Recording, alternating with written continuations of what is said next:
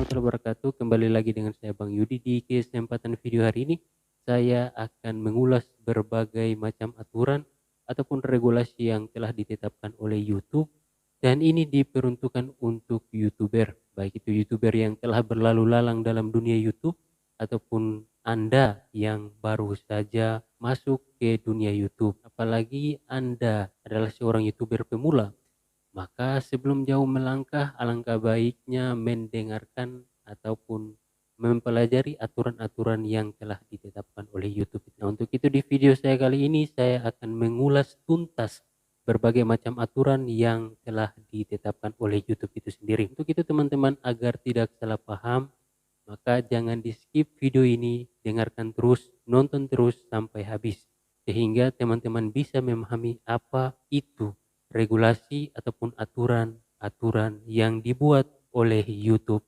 Yang pertama adalah spam, praktik penipuan atau scam. Nah, spam, praktik penipuan atau scam ini YouTube kemudian membagi menjadi 4 bagian. Yang pertama adalah interaksi palsu. Oke teman-teman, yang dimaksud dengan interaksi palsu menurut YouTube adalah jika Anda membuat sebuah video dan di video tersebut mengulas tentang bagaimana sih mendapatkan jumlah subscribe dengan cara yang mudah, terus bagaimana sih cara untuk meningkatkan jumlah viewers kita, jumlah like kita, jumlah komen kita.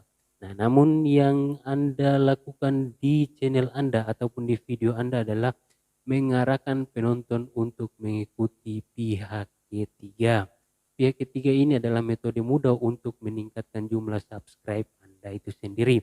Namun dinilai oleh YouTube sebagai satu jalan yang ilegal. Untuk itu teman-teman, jika teman-teman ingin berkreasi di YouTube, maka jangan percaya dengan tawaran-tawaran terkait dengan pihak ketiga dan lain sebagainya.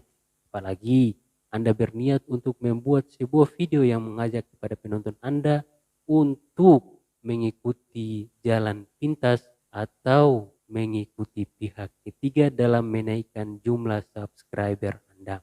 Itu adalah hal yang ilegal di dalam YouTube dan tentunya dilarang keras oleh YouTube. Yang kedua adalah peniruan identitas. Peniruan identitas yang dimaksud oleh YouTube di sini adalah jika Anda membuat sebuah channel dan di channel tersebut Anda mencantumkan foto orang lain, identitas orang lain, misalnya 100% yang Anda lakukan di channel itu menirukan orang lain dan bertujuan untuk menipu para penonton Anda sehingga mereka percaya bahwa itu adalah orang yang dimaksud, padahal itu adalah channel Anda.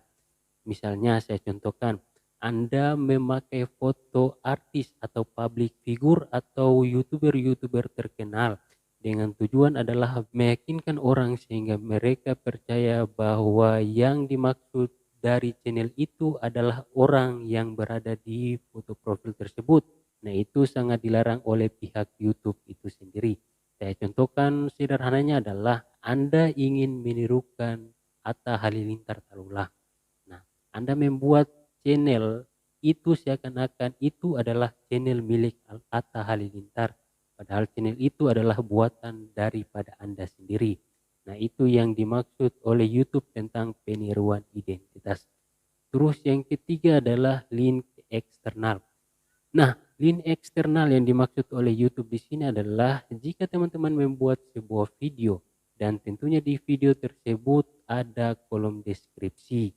Nah, di kolom deskripsi tersebut teman-teman mencantumkan link yang mengarahkan kepada penonton untuk keluar dari YouTube lalu masuk ke situs-situs seperti situs-situs pornografi, situs-situs tentang pelecehan anak, situs-situs tentang ketelanjangan dan lain sebagainya, ataupun situs-situs tentang organisasi-organisasi terlarang atau situs tentang organisasi-organisasi teroris.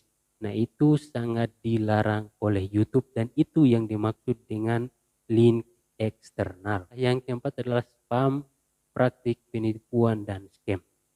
Nah, spam yang dimaksud di sini adalah membuat sebuah konten yang diposting berulang-ulang, berlebihan atau tidak ditargetkan.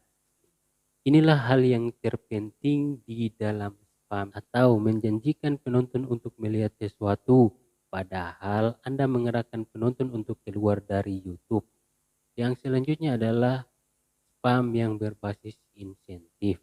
Nah, spam yang berbasis insentif di sini adalah konten yang menjual penayangan, like, komen, subscribe yang bertujuan untuk meningkatkan jumlah subscribe.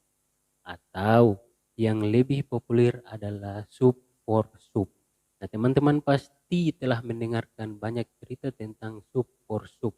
Sub for sub yang dimaksud oleh YouTube adalah Anda mengajak channel yang lain untuk mensubscribe channel Anda dan Anda balik untuk mensubscribe channelnya. Nah, itu yang dinamakan sub for sub. Nah, itu sangat dilarang oleh YouTube itu sendiri. Selanjutnya adalah spam terkait dengan komentar. Nah, spam terkait dengan komentar di sini adalah berkomentar di satu channel ataupun satu video dengan terus-menerus dengan redaksi yang sama. Itu sangat dilarang oleh YouTube, ataupun berkomentar untuk bertujuan mengumpulkan data pribadi daripada seorang penonton, dan scam. Nah, scam yang dimaksud di sini adalah konten yang menawarkan tentang pemberian uang tunai ataupun skema cepat kaya. Nah, itu contoh sederhananya. Namun lagi-lagi di sini saya perlu sampaikan kepada teman-teman semua bahwa YouTube memberikan kita kebebasan untuk mempromosikan channel kita. Misalnya, kita boleh mengajak orang untuk subscribe channel kita. Kita bisa mengajak orang untuk komen di channel kita ataupun membagikan channel kita ke media-media yang lain. Tapi harus dengan aturan yang telah ditetapkan oleh YouTube. Yang kedua adalah konten sensitif.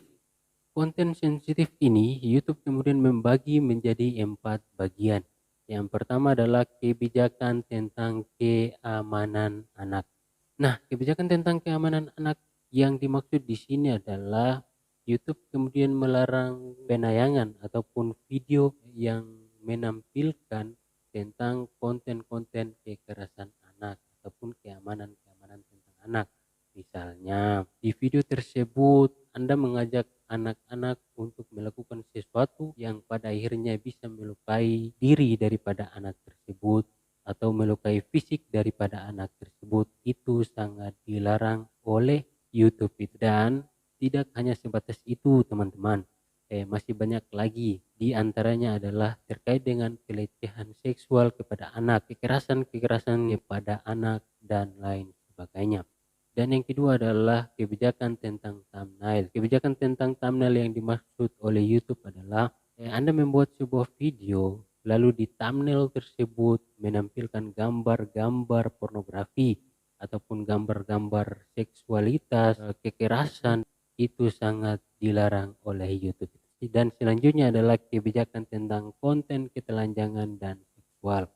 Kalau tadi kita berbicara tentang thumbnail, maka di poin selanjutnya ini YouTube lebih menekankan kepada video. Nah, kita kemudian dilarang oleh YouTube untuk mengupload video-video yang berkaitan dengan konten-konten ketelanjangan. Dan yang keempat adalah tindakan bunuh diri dan menyakiti diri sendiri. Saya pikir ini tidak perlu dijelaskan lagi sebab teman-teman adalah orang yang tidak pernah sedikit pun terpikirkan tentang konten-konten seperti ini.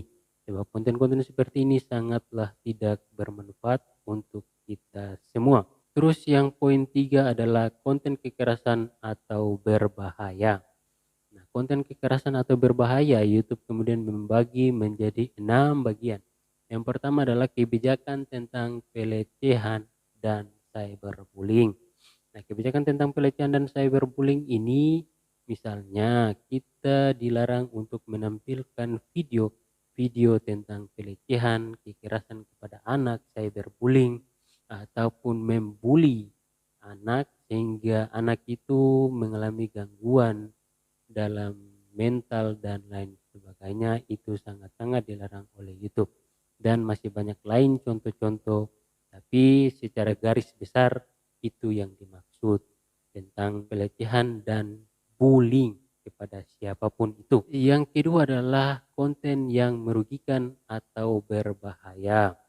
Konten yang merugikan atau berbahaya di sini adalah misalnya berbahaya yang dimaksud adalah menampilkan adegan-adegan berbahaya yang itu kemudian dilarang oleh YouTube. Yang ketiga adalah ujaran kebencian. Nah, ujaran kebencian ini jelas kita dilarang untuk menghina atau mengata-ngatain persoalan agama, ras, suku, budaya, dan lain sebagainya. Nah, itu sangat dilarang oleh pihak YouTube itu sendiri. Yang keempat adalah organisasi kriminal yang melakukan kekerasan. Nah, saya pikir jelas di sini adalah YouTube kemudian melarang ataupun akan membatasi konten-konten yang berkaitan dengan organisasi kriminal yang melakukan sebuah kekerasan. Dan yang kelima adalah konten kekerasan. Jelas YouTube tidak mengiyakan ataupun dalam situasi tertentu YouTube akan menghapus video-video yang berkaitan dengan kekerasan itu sendiri. Dan yang keenam adalah misinformasi medis terkait dengan COVID-19. Dan yang terakhir, poin keempat adalah barang yang diatur undang-undang. Seperti yang pertama, senjata api misalnya, penyalahgunaan senjata api.